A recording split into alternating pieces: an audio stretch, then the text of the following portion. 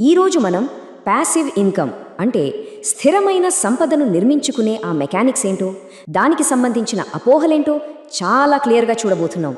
ఏ మాత్రం ఆలస్యం చేయకుండా డైరెక్ట్గా టాపిక్లోకి వెళ్ళిపోదాం. ఇక్కడ మనమందరం ఆలోచించాల్సిన ఒక చిన్న లాజికల్ క్వశ్చన్ ఉంది.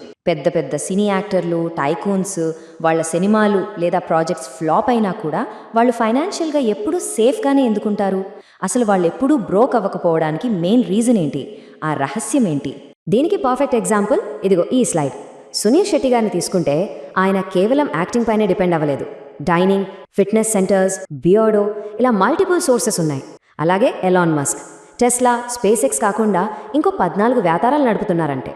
అంటే మెయిన్ వృత్తితో పాటు సైడ్లో వాళ్ళు బిల్డ్ చేసుకున్న ఈ ప్యాసివ్ ఇన్కమ్ స్ట్రీమ్స్ వాళ్ళని ఫైనాన్షియల్గా ఎప్పుడూ వీక్ కాకుండా కాపాడుతున్నాయన్నమాట. కానీ ఇక్కడే చాలామంది ఒక పెద్ద తప్పు చేస్తుంటారు. ఆన్లైన్లో దొరికే సలహాలు విని ప్యాసివ్ ఇన్కమ్ అనగానే అసలు ఏ పని చేయకుండానే అకౌంట్లో డబ్బులు పడిపోతాయి అనుకుంటారు.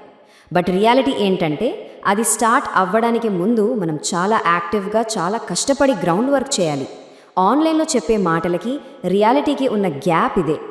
సో ఈ విశ్లేషణలో మనం ప్రధానంగా 5 అంశాలు చూడబోతున్నాం. ప్యాసివ్ ఇన్కమ్ రహస్యం, తెలిసిన రంగాన్ని ఎంచుకోవడం, ఇతరుల సహాయం పొందడం, నైపుణ్యాన్ని విక్రయించడం మరియు పర్సనల్ బ్రాండ్ సృష్టించుకోవడం. ఒక్కొక్కటిగా చూద్దాం.